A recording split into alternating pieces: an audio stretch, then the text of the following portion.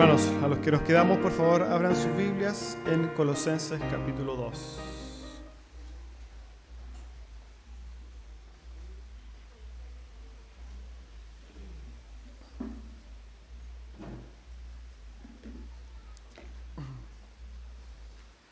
Vamos a estar viendo entonces Colosenses capítulo 2.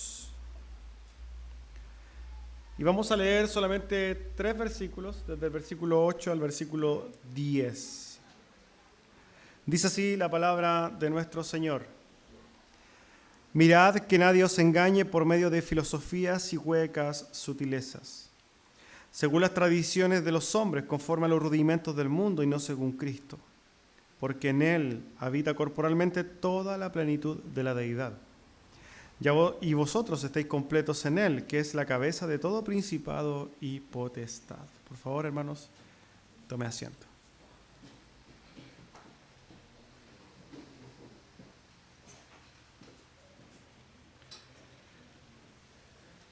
La semana pasada estuvimos viendo, ¿cierto?, los primeros versículos del capítulo 2.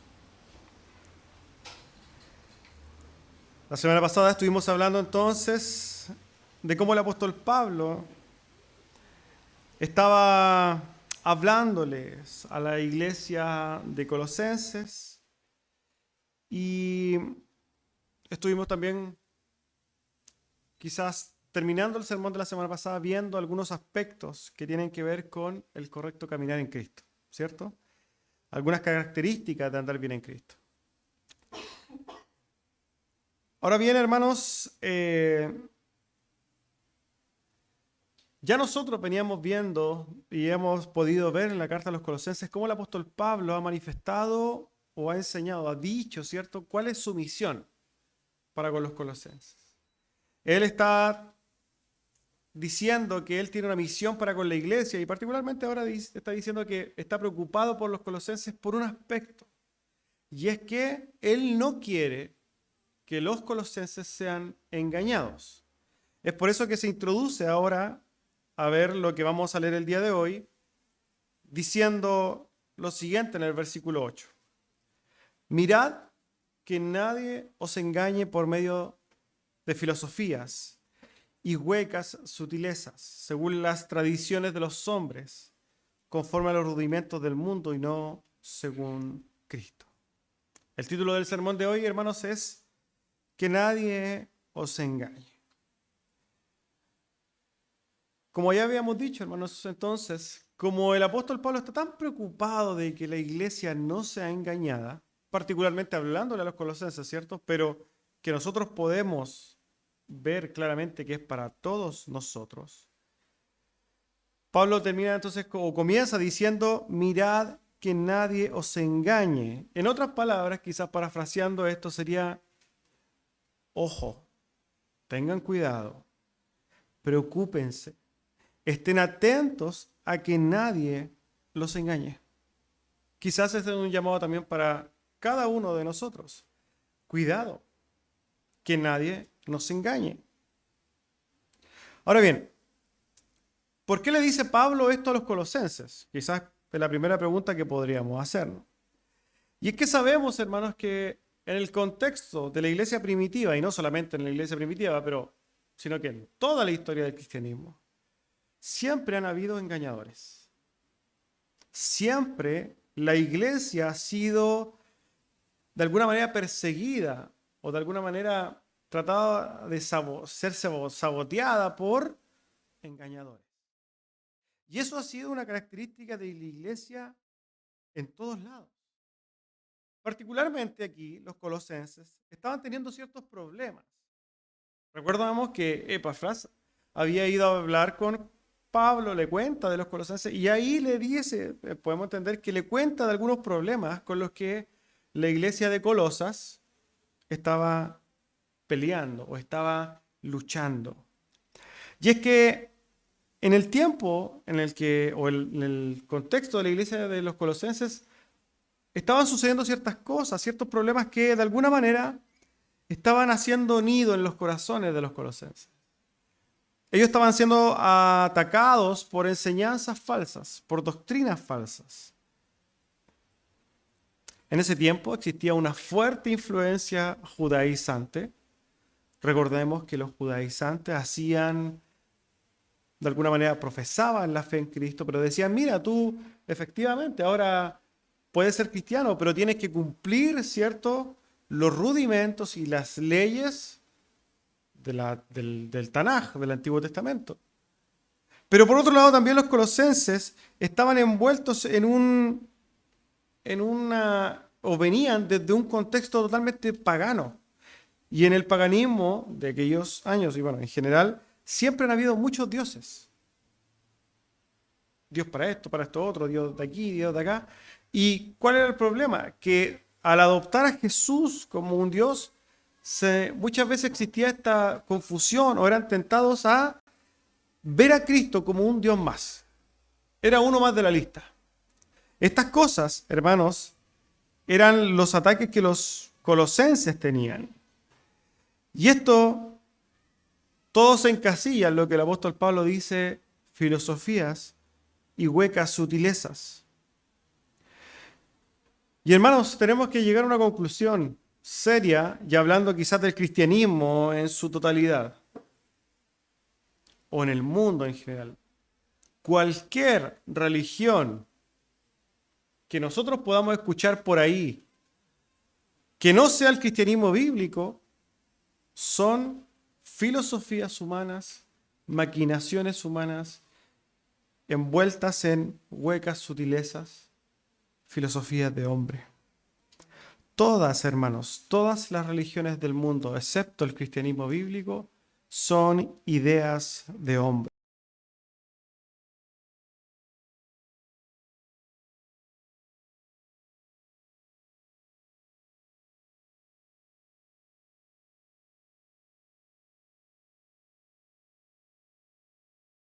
Distinción absoluta entre el cristianismo y todas las religiones del mundo. Nosotros lo hemos dicho algunas veces, ¿cierto? La diferencia entre el cristianismo y todas las religiones del mundo es la siguiente. Religión significa religar, reunir, reunificar, ¿cierto?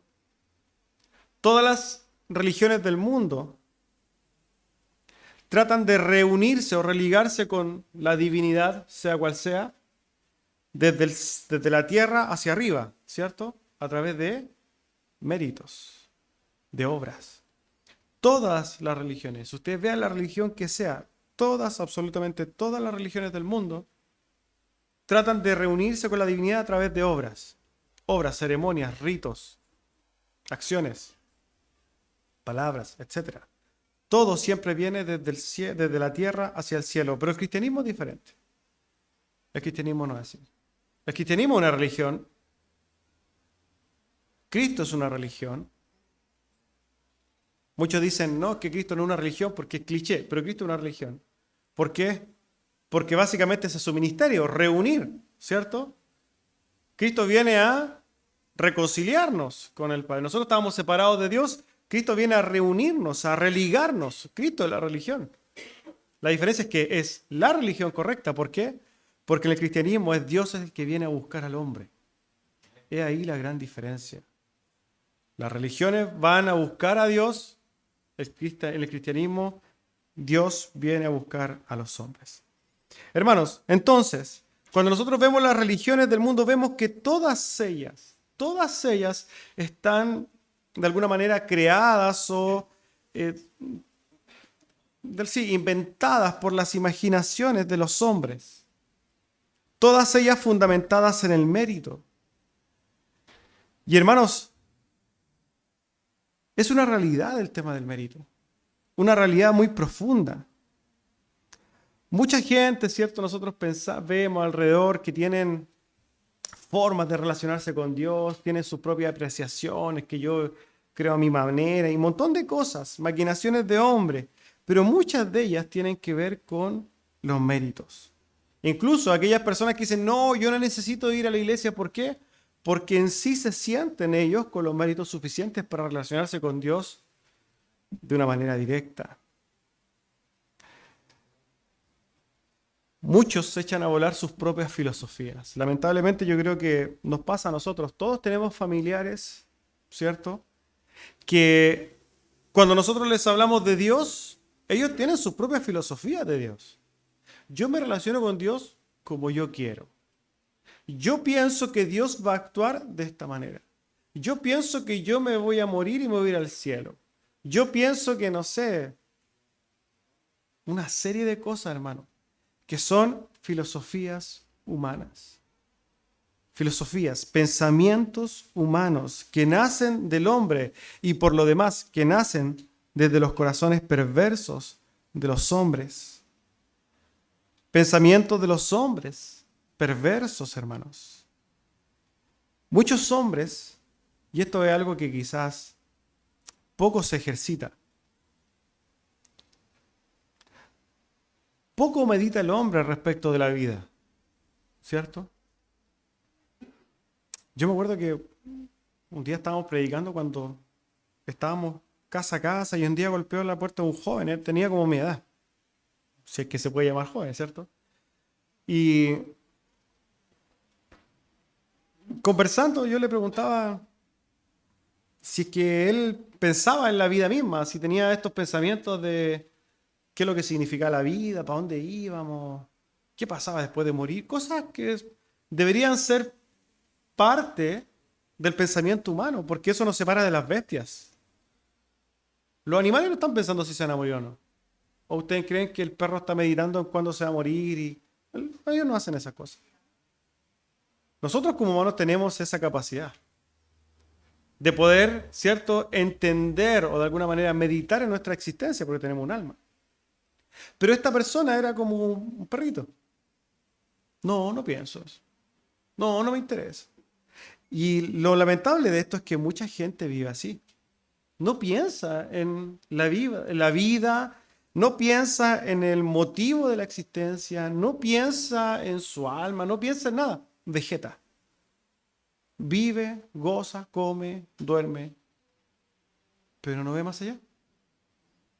Gente que, si nosotros lo pensamos bien, tiene su propia filosofía de la vida, que puede estar muchas veces tremendamente equivocada.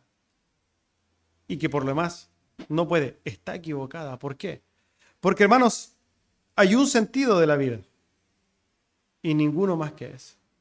El único sentido de la vida, hermanos, es Cristo. Por tanto, hermanos, las filosofías son dañinas de los hombres. Las filosofías de los hombres son caminos al infierno, lamentablemente. Pero el hombre, en ese esfuerzo muchas veces de sí preocuparse de estas cosas espirituales, empieza a crear sus propias formas de relacionarse con Dios. Y es así como nosotros vemos a través de la historia que muchos hombres tratan de hacer sus propias cosas.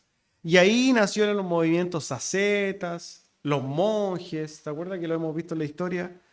Y así hasta el día de hoy vemos una serie de personas que tratan de encontrar esta eternidad a través de las obras.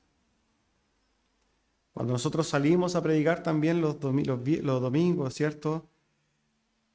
La gente se va al cielo. Ellos están convencidos de que se van al cielo por sus obras. Y es porque, hermanos, nosotros tenemos que llegar a una conclusión respecto de las obras, los méritos. El mérito seduce. Nosotros que por lo demás venimos de un contexto católico, romano, ¿cierto? Venimos impregnados de obras porque la Iglesia católico romano enseña una salvación por obras. Nosotros venimos con esta cultura de las obras, pero por lo demás, hermanos, los méritos seducen. El mérito es como un gen maligno que tenemos nosotros. Y es una realidad. ¿Y por qué, hermanos? Porque el mérito nos hace sentir bien con nosotros mismos. El mérito es como una especie de cáncer que está dentro de nosotros. Y fíjense que incluso pasa en nosotros los que entendemos que somos salvos por fe. Porque cuando nosotros, por ejemplo, que somos salvos por fe, andamos, entre comillas, en el Espíritu y nos portamos bien, Vamos a las rodillas sin ningún problema. Casi orando, mirando hacia el cielo, ¿cierto? Pero ¿qué pasa cuando pecamos? Cuando andamos mal o no queremos orar. Oramos, ¿cierto? Mirando al cielo, o sea, mirando al suelo, porque básicamente entendemos que como que estamos sucios, ¿no? Muchas veces ese sentimiento no es tanto un sentimiento de culpabilidad o la amonestación del pecado, sino que básicamente el orgullo, nuestro orgullo. Muchas veces nosotros lidiamos con el mérito, hermanos. Y nos olvidamos muchas veces de descansar en la gracia de Dios. Esta no es una invitación a que no se humille cuando ha pecado, porque va a pecar y la idea es que se humille. Pero nuestra relación con Dios y nuestra dependencia de Dios no debería depender de nuestros méritos, porque no es así. Dios no va a estar más cerca de nosotros o más lejos de nosotros en virtud de nuestros méritos. Cuando somos hijos de Dios, hermanos, estamos cerca de Dios en los méritos de Cristo, méritos perfectos. Por tanto, hermanos, tenemos que concluir, tenemos que dejar muy claro que el mérito es algo caótico para nosotros. Justamente con el mérito viene la religiosidad, ¿no? El mérito muchas veces nos hace sentir muy bien y hacernos ver muy bien, pero con eso empezamos muchas veces a ser religiosos. El mérito y la religiosidad son caras de una misma moneda. Y tenemos que nosotros despojarnos de esa religiosidad. Cuando viene el mérito a nuestra vida, ¿cierto? Y nos hace sentir bien, nosotros también empezamos a mirar a los demás y compararnos. Yo soy espiritual, pero el de al lado le falta mucho, ¿cierto? De ahí viene el principio de lo que dice el Señor. Ustedes están viendo la astilla en el ojo ajeno, pero no pueden ver el tronco que tienen ustedes mismos.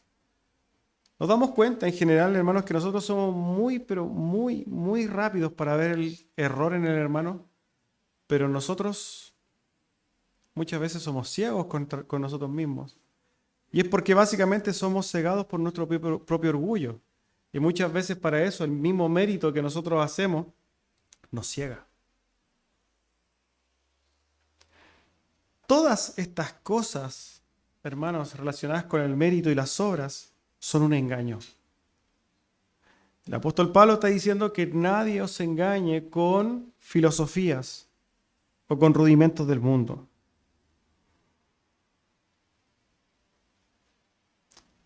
Muchas veces los hombres piensan que van a acercarse a Dios a través de estas cosas, rudimentos, procedimientos, elementos, pero no es así.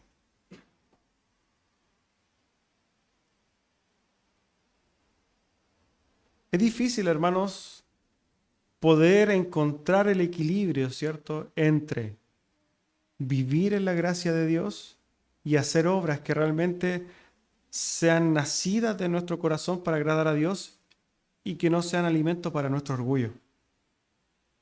En general, cuando nosotros vemos todo lo que tiene que ver con el sacramentalismo, vemos que la gente como que de alguna manera se siente muy, pero muy grande, ¿no? Muy santa. Vemos la pompa que hay en el catolicismo romano. Vemos, ¿cierto?, la pompa que hay con vestimentas, oro y cosas grandes, espacios gigantes, grandes catedrales, ceremonias así como pomposas. Y de alguna manera lo que hace ver a la gente es, ay, hay santidad. Y quizás eso es muy grande y nosotros podemos decir, no, eso está mal. Pero muchas veces nosotros caemos en lo mismo. Perdemos la humildad muchas veces porque nos cegamos sin darnos cuenta por nuestras propias obras o por nuestra propia santidad. Lamentablemente, hermanos, quizás los romanistas utilizan sacramentos y ceremonias, cosas para de alguna manera ganar mérito ante Dios, pero en la iglesia evangélica también está eso. Muchas veces escuchamos, mujeres no se pueden teñir el pelo, tienen que andar con pantalones, tienen que andar con falda, no pueden usar un pantalón, poniendo ¿qué? Filosofías y rudimentos que nunca están en la Escritura y que por lo demás no son méritos ante Dios. No nos podemos dejar engañar por nuestros propios corazones, hermanos. El apóstol Pablo dice que son rudimentos y huecas sutilezas que no tienen que ver con Cristo. ¿Y por qué, hermanos? Preguntémonos esto. ¿Por qué nada que tenga que ver con el mérito tiene que ver algo con Cristo? Porque efectivamente es así. Nada que tenga que ver con el mérito tiene que ver con Cristo.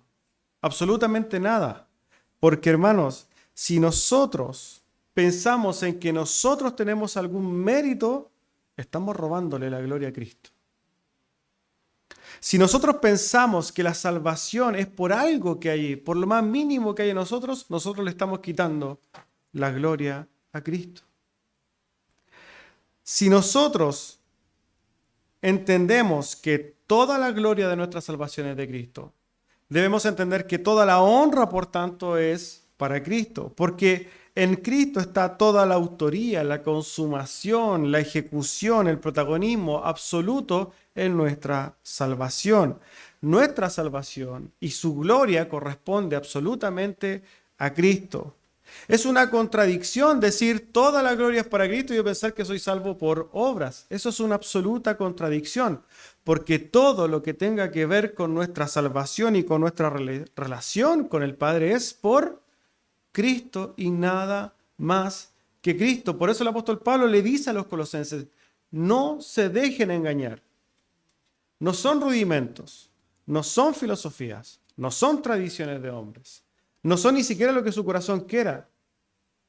Es la Escritura y la gloria de Cristo. Es Cristo el centro absoluto de todas las cosas. Y él dice en el versículo 8, porque en él, está hablando de Cristo, ¿no? Porque en él habita corporalmente toda la plenitud de la deidad.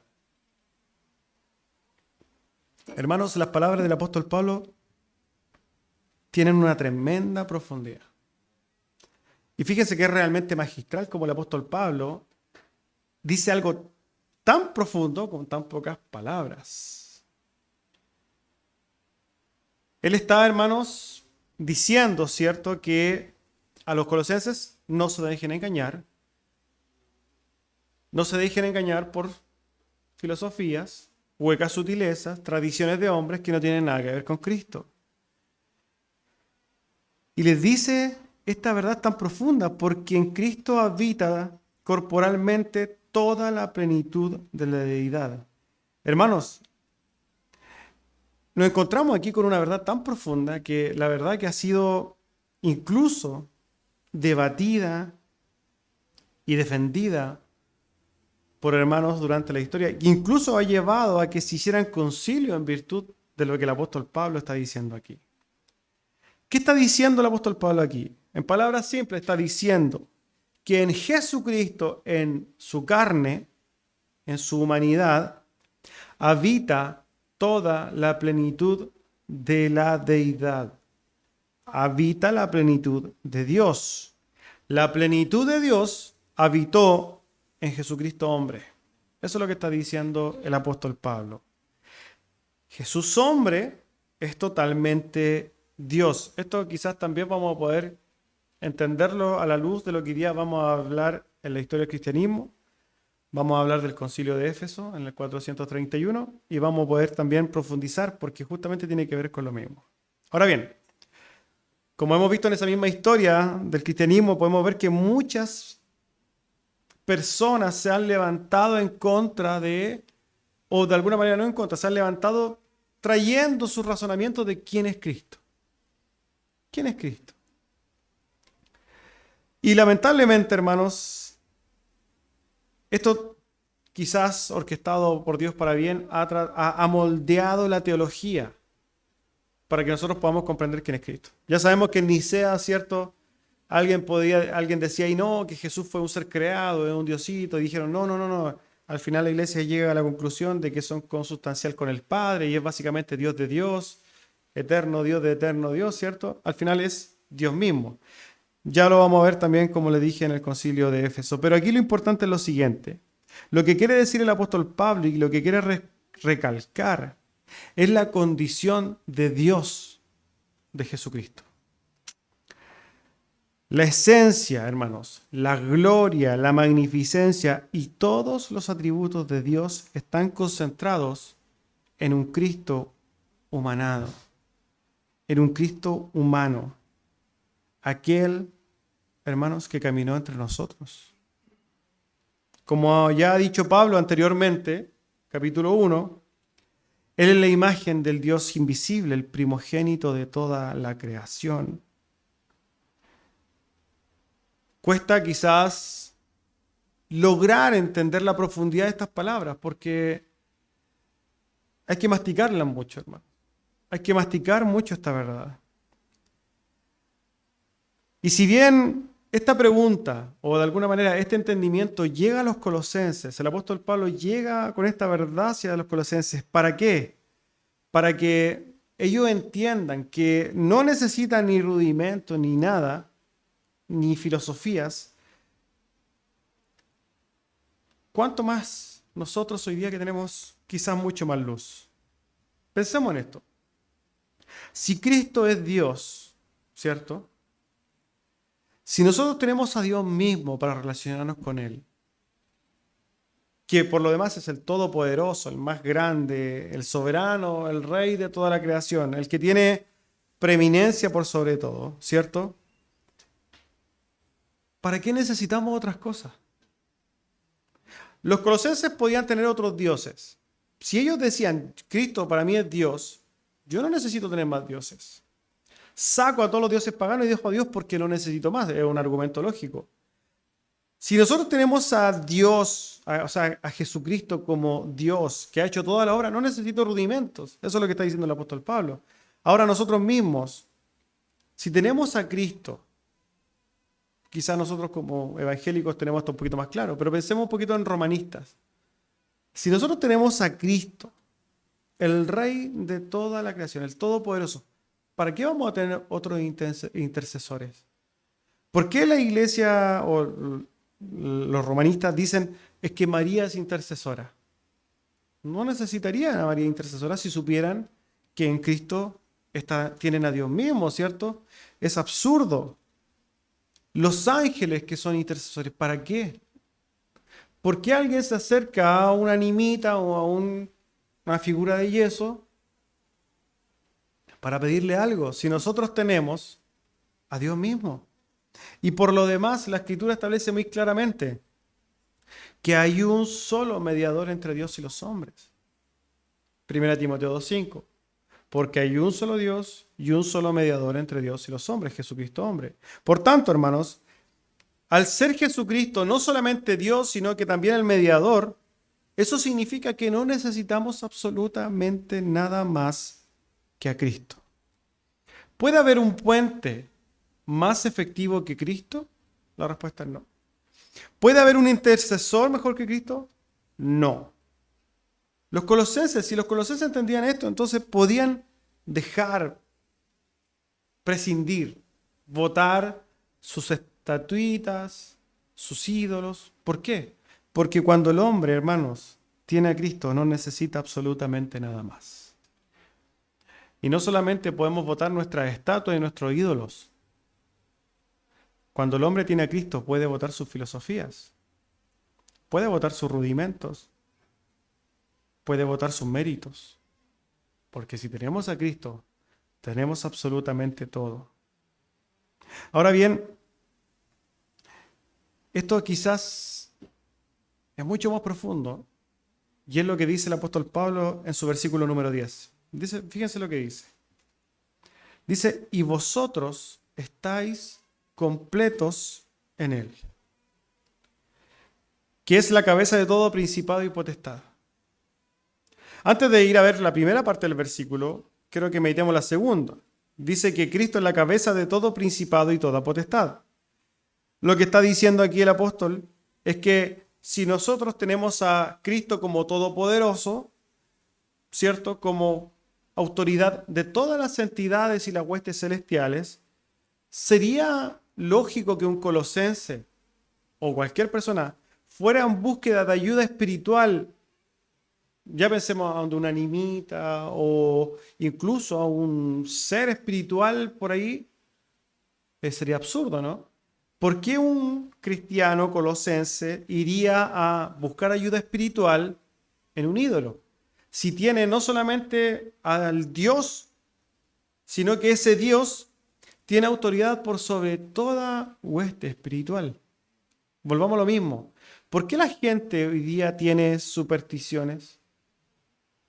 ¿Por qué la gente hoy día no pasa por debajo de escaleras? ¿Por qué no sé lo que hacen cuando ven un gato negro? ¿Cierto? ¿Por qué algunos no se pasan la sal y esas supersticiones absurdas? Que yo espero que ninguno de ustedes tenga, ¿cierto? Ya, eso fue cristianismo 1.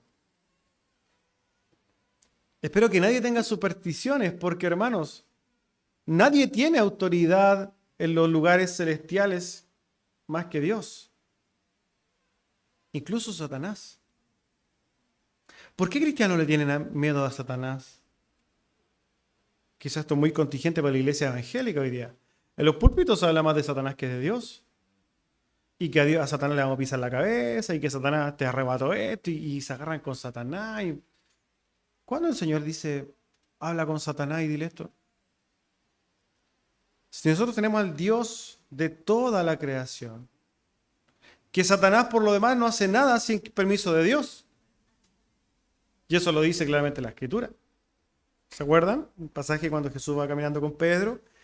Pedrito, Pedrito, Satanás me ha pedido para zarandearte como a trigo. Le tuvo que pedir permiso al Señor para tocar a Pedro. Yo espero que usted nunca me diga, pastor, se me aparecen demonios en la casa, venga a orar, venga a ungir la casa. Porque hermano, yo no voy a ir. Y no porque me dé miedo, ¿cierto? Sino que usted tiene que entender que tiene un Dios que está por sobre todas esas cosas. O sea, si es que se le llega a aparecer un fantasma en su casa, entienda que Dios permitió que se le apareciera. Ahora, arrodíllese ahora a Dios para saber por qué. Pero ya saben, el teléfono está bloqueado para esas cosas, ¿cierto? No, es que tengo ataques demoníacos. Hermanos, nosotros tenemos un Dios que está por sobre todas esas cosas. Ahora, es diferente si es que alguien por ahí tiene un vecino que está endemoniado, que puede llegar a suceder, ahí es otro modo. Pero cuando estamos hablando de su casa y usted ve cosas medio sobrenaturales, sepa que si usted es hijo de Dios, Dios tiene control absoluto de su vida. Y no va a permitir que nada pase. ¿Ya? Por tanto, siguiendo en este sentido, el apóstol Pablo le dice a los colosenses, Cristo es la cabeza de todo principado y potestad. No hay ningún ser del aura celestial que pueda hacer algo sin que el Señor lo permita. Él está en control. ¿Ya? Pero aquí lo importante quizás de este sermón o de alguna manera de lo que el apóstol Pablo está diciéndole a los colosenses. Leímos la primera parte que él dice, ustedes están completos en Cristo. Alguno pensará por ahí que la palabra griega utilizada por el apóstol Pablo es teleios, porque ya teleios es una palabra hiper conocida por muchos. Pero no. El apóstol Pablo no dice que vamos a estar teleios en Cristo. No usa la palabra. La palabra teleios en el griego significa completo, maduro, cabal. Pero aquí utiliza otra palabra. La palabra pleró en griego. Y esta, hermanos, no significa completo, maduro o cabal, significa repleto, atiborrado, relleno, totalmente satisfecho. Como que sobrepasado. A eso se refiere. No solamente que estamos hasta aquí estamos bien, estamos pero rebosantes. Eso quiere decir.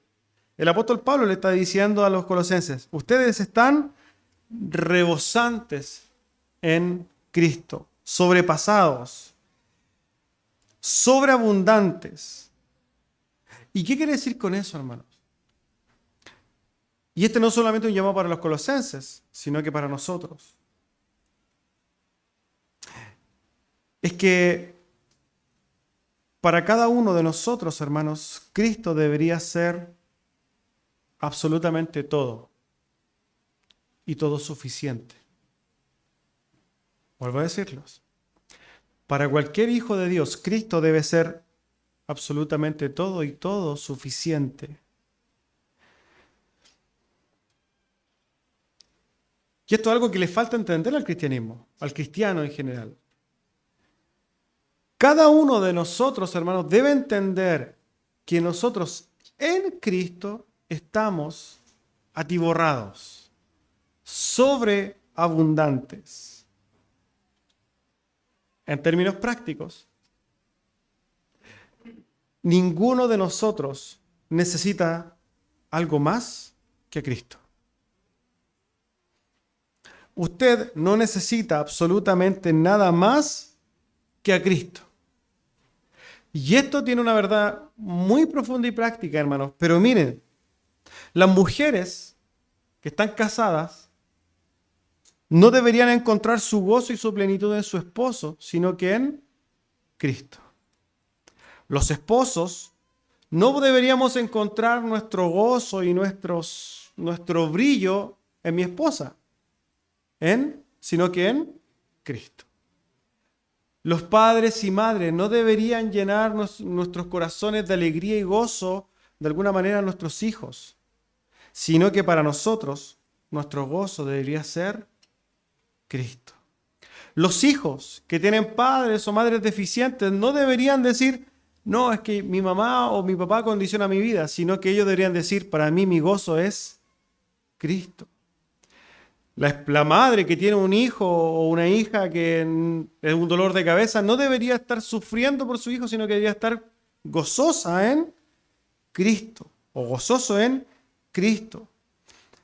Las familias en general que están pasando por dificultades económicas o lo que sea, no deberían estar de alguna manera tan preocupadas de esa condición, sino que deberían estar gozosas y plenas, sobreabundantes en Cristo, hermanos. ¿Por qué? Porque el cristiano debe entender que Cristo lo llena todo en todos, hermanos. Para nosotros,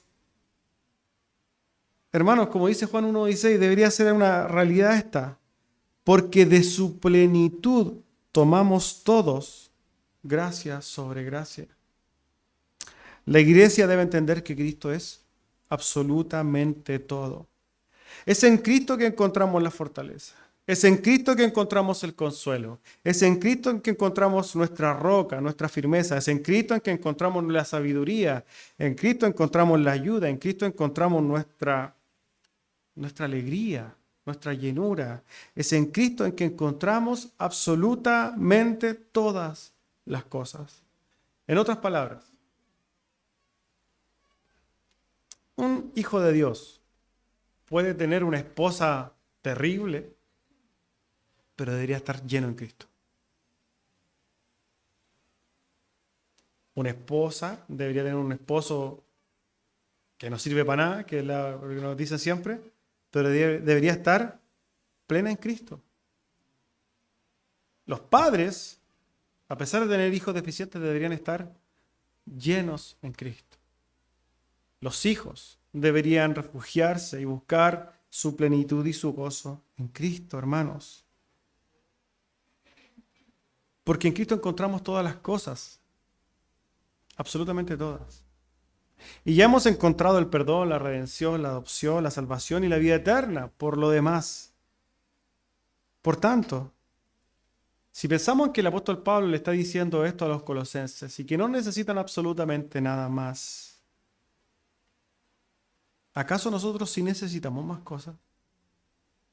¿Realmente usted sí medita mucho en esto? ¿Necesita algo más que a Cristo?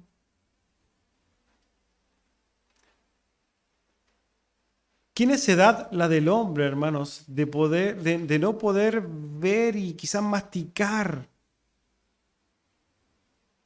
esta preciosa verdad? Jeremías 2 dice lo siguiente, en su versículo 13. Porque dos males ha hecho mi pueblo. Me dejaron a mí, fuente de agua viva, y cavaron para sí cisternas rotas que no retienen agua. Se lo vuelvo a repetir. Porque dos males ha hecho mi pueblo. Me dejaron a mí, dice Dios, fuente de agua viva, y cavaron para sí cisternas rotas que no retienen agua. Continuamente el mundo e incluso los profesantes de la fe buscan su plenitud, su felicidad y su gozo en otras cosas, despreciando a Dios. Sacan a Dios fuente de agua viva y eterna para hacer sus propias fosas, sus propias cisternas, sus propios pozos, pero que no hay agua en ellos. Cavan y cavan y cavan y de alguna manera construyen, le ponen cemento y le ponen ladrillos, pero ahí no hay agua. Y toda su vida construyen un pozo que nunca va a tener agua. Ese es el problema del hombre. Y lamentablemente muchos profesantes de la fe hacen lo mismo. Piensan que una relación amorosa perfecta va a arreglar sus vidas. Piensan que si encuentran un trabajo perfecto van a encontrar la paz que necesitan. Si ganan tal cantidad de dinero, ahí sí que van a estar bien. No, es que si encuentro realmente el trabajo que yo necesitaba, el auto o la casa, si vivo donde yo quiero vivir, ahí realmente voy a estar bien. Hermanos, déjeme decirle algo, que usted nunca va a estar bien si no tiene a Cristo. Porque el ojo del hombre nunca se sacia de nada. Usted va a restaurar su matrimonio, va a restaurar su relación con su hijo, su hija o su familia. Pero va a crear otras necesidades igual. Y va a tener todo, hermano, absolutamente todas las cosas que todos los demás envidian. Pero algo le va a faltar. Una estupidez, pero le va a faltar. Y eso a usted le va a joder la vida. Porque no va a poder dejar de molestar hasta que no satisfaga esa necesidad. Pero cuando la satisfaga va a necesitar otra. Y así somos los hombres. Pero cuando nosotros entendemos que en Cristo tenemos todo, hermanos, no necesitamos nada de eso. Y podemos tener todos los problemas del mundo, todas las cosas del mundo, hermano. Pero vamos a estar saciados. Porque Cristo es todo. Y Él lo llena todo en todo. Hay un pasaje precioso que está en Juan capítulo 4. Desde el versículo 10 dice así. Respondió Jesús y le dijo: si conocieras el don de Dios, ¿y quién es el que te dice, dame de beber? Tú le pedirías, y él te daría agua viva. La mujer le dijo: Señor, no tienes con qué sacarla, y el pozo es hondo. ¿De dónde, pues, tienes el agua viva? ¿Acaso tú eres tú mayor que nuestro padre Jacob, que nos dio este pozo, del cual bebieron él, sus hijos y sus ganados? Y respondió Jesús y le dijo: cualquiera que bebiere de esta agua, la del pozo, volverá a tener sed. Mas el que bebiere del agua que yo le daré, no tendrá sed jamás, sino que el agua que yo le daré será en él una fuente de agua que salte para vida eterna. Eso está enmarcado en un contexto, ¿cierto?, de la mujer samaritana. Jesús llega, ¿cierto?, a Samaria, y hay una mujer que está sacando agua y él le dice: dame de beber, y ahí se da todo esto. Pero ¿cuál es la verdad que encontramos acá? Que el hombre nunca se sacia. Tiene mucha sed, mucha sed. Y llega, y algunos hacen su sed con Coca-Cola, otros con agua o con cualquier líquido, y se toma 1 litro y queda, pero bien. Pero ¿qué pasa a las 2 horas después? Tiene sed. Y eso es una analogía, hermanos, ¿cierto? Es una analogía de la vida misma. Y es que el hombre busca, y busca, y busca, y se sacia, pero sigue buscando, y logro, pero sigo buscando más. Y así el hombre vive eternamente. Alguien por ahí dice que el hombre vive en búsqueda de la felicidad porque nunca la logra. Pero para un cristiano no debería ser así. Porque nosotros deberíamos estar plenos en Cristo. Plero, sobreabundantes, gozosos. El mundo se puede estar cayendo a pedazos, hermanos, pero si tenemos a Cristo, lo tenemos todo. Este es el mensaje que el apóstol Pablo le está diciendo a los colosenses. No es necesario que sigan buscando. Las cosas que el hombre quiere son pasajeras. El corazón del hombre nunca se sacia, pero en Cristo se encuentra la plenitud. Jesucristo es la razón misma y la esencia de la vida.